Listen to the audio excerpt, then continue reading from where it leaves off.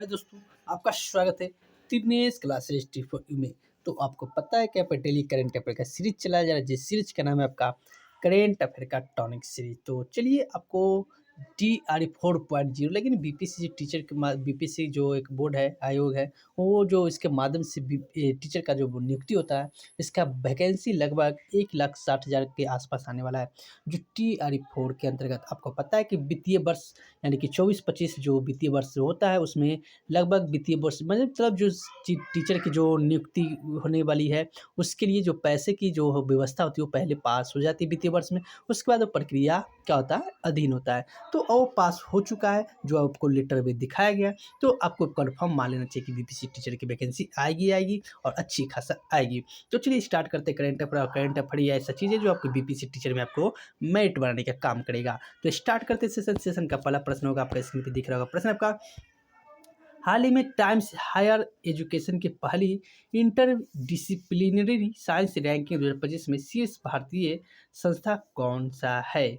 तो शीर्ष भारतीय संस्था के बात किया जा रहा था, इसका जो आपको ऑप्शन नंबर जो दिख रहा है ना, जो होगा आपका ऑप्शन नंबर जो इसमें है, इसके आंसर की बात करें तो इसका आंसर हो जाएगा आपका ऑप्शन नंबर ए, अन्ना विश्वविद्यालय। क्या आएगा? अन्ना विश्वविद्यालय जो आपका ऑप्शन नंबर ए में है, वो इसका क्या आएगा, इसका आंसर हो जाएगा। तो चलिए नेक्स्ट प्रश्न में चलते हैं। नेक्स्ट प्रश्न आपका, हाल ही में किस राज्य के नरसारपुर क्रोकेट्स लेस को जीआई टैग रजिस्ट्री टैग मिला है? तो ए किसको मिला है? तो ए आपका जो आपको ऑप्शन नंबर जो है ना, आंध्र प्रदेश को मिला है, जो आपको ऑप्शन नंबर सी में दिख रहा है। तो जब भी किसी राज्य को जीआई टैग मिलता है तो बहुत ही महत्वपूर्ण प्रश्न हो जाते हैं और ऐसे प्रश्न छपे जाते हैं, और खासकर पूर्वोत्तर भारत के जो भी जीआई टैग मिलते हैं वो आपको याद करने के लिए बहुत ही नेसेसरी हो जाता है, क्योंकि ये प्रश्न पूछे ही जाते हैं।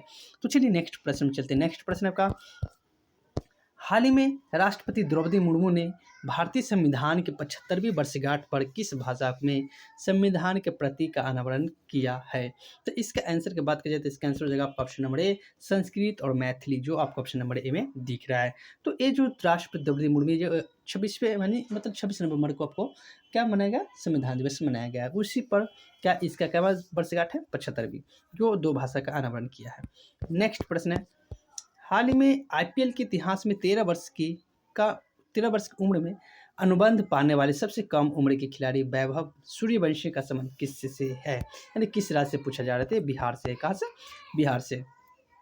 तो नेक्स्ट प्रश्न चलते हैं। प्रश्न है, वर्ष वर्ष 2025 में भारतीय सेना दिवस कहाँ मनाया जाएगा? यानी कि 2025 में जो सेना दिवस मनाया जाएगा, वो मनाने की जो बात किया जा रहा है वो पुणे में मनाया जाएगा। कहाँ?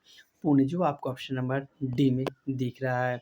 तो चलिए नेक्स्ट प्रश्न चलते हैं। नेक्स्ट प्रश्न आपका प्रश्न है, हाल ही में नई चेतना 3.0 क्या है?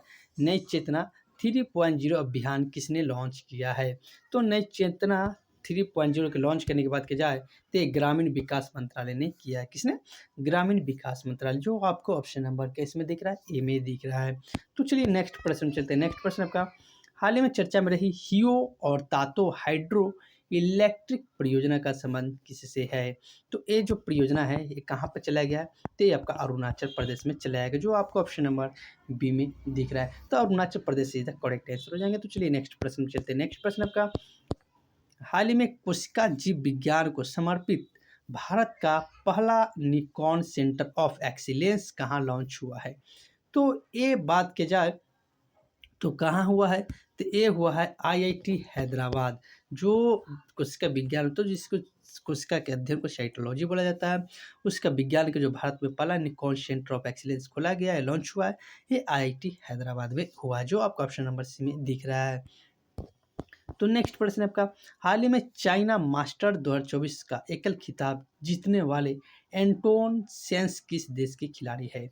तो एंटोन सेंस की बात की जाए तो ये आपका जो देश किस देश के है? तो ये आपका डेनमार्क का है। कहाँ का? डेनमार्क, जो आपको ऑप्शन नंबर बी में दिख रहा है।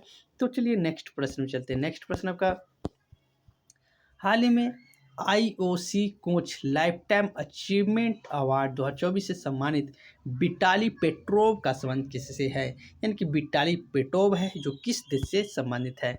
तो विटाली पेट्रोव की बात करें तो यूक्रेन से संबंधित है। कहाँ से? यूक्रेन। आपको पता है कि यूक्रेन के राष्ट्रपति का भी नाम कौन है? हेलेंस्की है, जेलेंस्की, ठीक है। जो यूक्रेन के राजधानी का है तो कीव है। आपको पता है कि रूस और यूक्रेन में भी युद्ध चल रहा है, ये बहुत ही लंबे समय से युद्ध जारी है। चलिए, तो आज के होमवर्क में प्रश्न दे रहा हूँ। प्रश्न आपका, हाल ही मलाबार 2024 नौसैनिक अभ्यास कहाँ प्रारंभ होगा? बहुत ही बीबीए प्रश्न है। मलाबार तट पर मलाबार जो तट पर हो रहा है, ये कहाँ पर होगा? जो मलाबार जो होते हैं अभ्यास, वो कहाँ पे होगा? इसका आंसर पता तो कमेंट के बाद जरूर बता दिएगा। चलिए, वीडियो अच्छा लगा तो हमारे चैनल का नाम है तिनेश क्लास हिस्ट्री फॉर यू। क्या नाम है? तिनेश क्लास हिस्ट्री फॉर यू। आप इनको सब्सक्राइब जरूर कीजिएगा, वीडियो को लाइक कीजिएगा और ज़्यादा से ज़्यादा शेयर कीजिएगा। तो वीडियो देखने के लिए बहुत बहुत धन्यवाद।